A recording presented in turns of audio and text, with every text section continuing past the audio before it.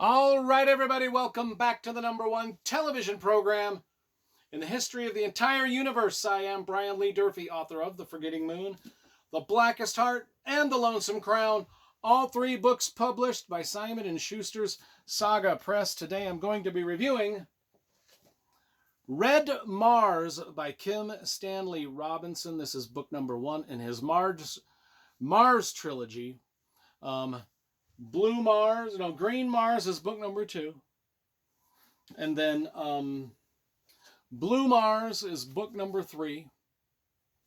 So let's talk about the covers first, because you know I love graphic design and cover illustration. Red Mars came out in 1993. It won the Nebula Award for Best Science Fiction Novel. Green Mars and Blue Mars came out shortly thereafter, and they both won the Hugo Awards, I do believe. Now, I do have these books signed by Kim Stanley Robinson. I did meet him at the convention. I can't remember which one it was. It might have been the World Science Fiction Convention in San Antonio, Texas, which is where I believe he won the Hugo Award for Blue Mars. So I basically got this signed by him right after he won the Hugo. Anyway, I love these books. I'm rereading them for the channel. I've only read them once before, so this is a reread. Let's talk about the covers first. The covers are all match. I like the fact that the publisher made them all kind of match. The spines look good on the shelf together. And the artist for all three books was a guy named Don Dixon. Now, there are maps in these books. Red Mars, the one we're specifically talking about, has a map here of the surface of Mars, which is cool. So aesthetically, the books are dynamite. And so let's do Red Mars. I'm going to reread each one of them and leave in a detailed review of each one. So the prologue starts with this book. Our characters are already on Mars. The whole story is, what would it be like if we actually tried to colonize Mars? And what's crazy and interesting about this book, which back in 1993 when I first read it, seemed like a faraway place. So in this book, they launched their expedition to Mars in the year 2026. I'm filming this review in 2025. So anyway, back in 93 when I was a young guy, that seemed so far away, and now it's here. And we're not anywhere near launching an expedition. Well, we're getting close. Maybe SpaceX is getting close. I don't know how close they are. But anyway, the prologue starts. They've already got a colony set up on Mars in the prologue. And with the initial 100 people that were on the initial spaceship to go to Mars. Now, there's a lot of people on Mars, but the initial 100 are kind of celebrities in this colony. In this colony, it's sort of like the USA versus everybody else, the Christians versus Islam. There's a lot of tension we can see. They've set up this colony. There's a lot of people here. There's a lot of tension, political and religious, already on the colony, and it's only been there for a while. But that's the prologue. It's only about 30 pages. Then we get to the main story, where we get to see the training for the launch, the actual launch of the spaceship, the initial voyage. Now, the training takes place in Antarctica, and there was a few paragraphs here I wanted to read to you about what's going on and how they're training and how they're. Let me see if I can get to that. I should have just marked these pages so I'm not searching for it. Let's see what page is it. 23 and 29. Page 23 and 29 don't even exist in this book. Oh, here they are. Okay, so this is kind of describing what's going on, who's on the voyage, why they're doing the voyage. So, and then they left Antarctica, which is where they trained for a long time for this voyage. They left Antarctica, and the team was chosen. So there was a bunch of people vying for the mission, like hundreds of people trying out for the mission. They sent them to Antarctica to see how they behaved, to see how they trained, and they picked the 100 best, sort of. Okay, they left Antarctica, and the team was chosen. There were 50 men and 50 women, 35 Americans, 35 Russians, and 30 miscellaneous international affiliates. They took care, though, to include among the colonists the most qualified psychiatrist they could think of. And that was Michael Duvall. But anyway, that kind of gives you an idea of who and why they kind of did this. So our main characters, though, are Maya, M-A-Y-A, Maya. Maya, she is head of the Russian, she's the Russian leader. And the name of the ship, though, let's get to that. The name of the ship here, which is depicted right here, is called the Ares. A big ship for these 100 people to sail off to Mars. The Russian leader is Maya. Frank Chalmers is the U.S. leader. There's a guy named John Boone who is charismatic.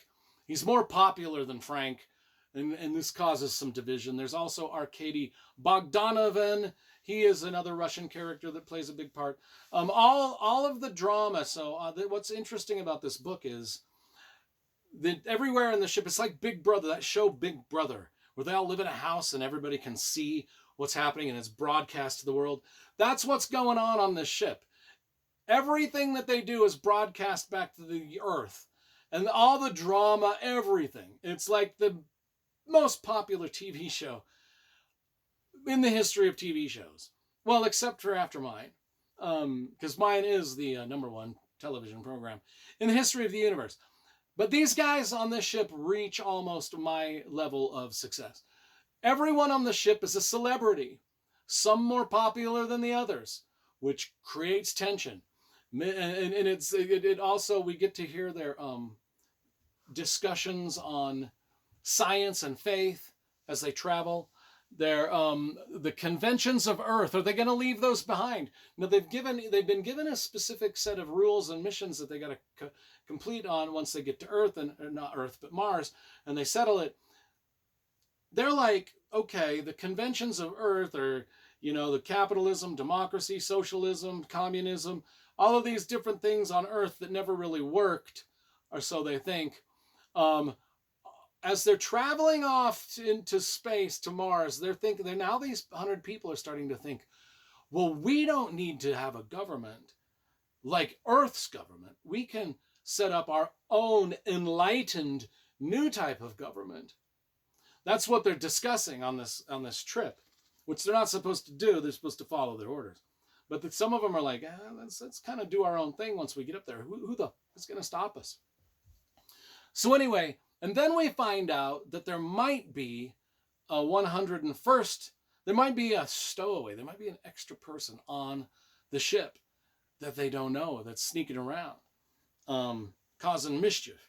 And then they get to Mars. It seems like I'm giving you the whole plot of the book, but I'm not. I'm just telling you the basic overarching what's going on. They get to Mars, they start their colony, and literally the book spans about 40 or 50 years. Well, not that much. It doesn't span that much time. But they get to Mars and they colonize it, and it shows, and one of the things that Kim Stanley, I got to edit so much out of this. Kim Stanley Robinson does a great job of showing us exactly how terraforming Mars might go if we ever do it. And I thought that was the most fascinating part of the book. So fascinating to just see the scientific effort and wonders and just the different things that we could accomplish to get life on Mars up and running. And as all these characters sort of go through their drama and their political drama and their drama between each other and their love affairs and yada, yada, yada.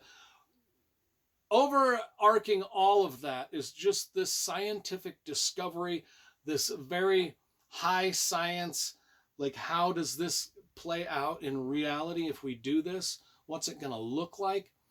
How's it going to change Mars? And this is just the tip of the iceberg. This book carries on in these other two books as Mars gets more and more colonized. And I just loved this series. It's so well done. So I liked the political discussions. I liked the discussions in faith. I liked the scientific discussions. I liked how the characters bounced ideas off of each other in this new colony. As opposed to, hey, do we really want to do what Earth is a messed up place? Do we really want Mars to be a messed up place? And I do think that a lot of Kim Stanley Robinson's own political beliefs sort of win the day in this book. I mean, if you've read any of his other stuff, more recent stuff, it's all kind of global warming, left wing tied in kind of political things. And I think that is, although it's not hammering you over the head in here, it's definitely there. Um, uh, anyway, I mean, this is one of my favorite science fiction novels of all time. It's a 10 out of 10. And there you go.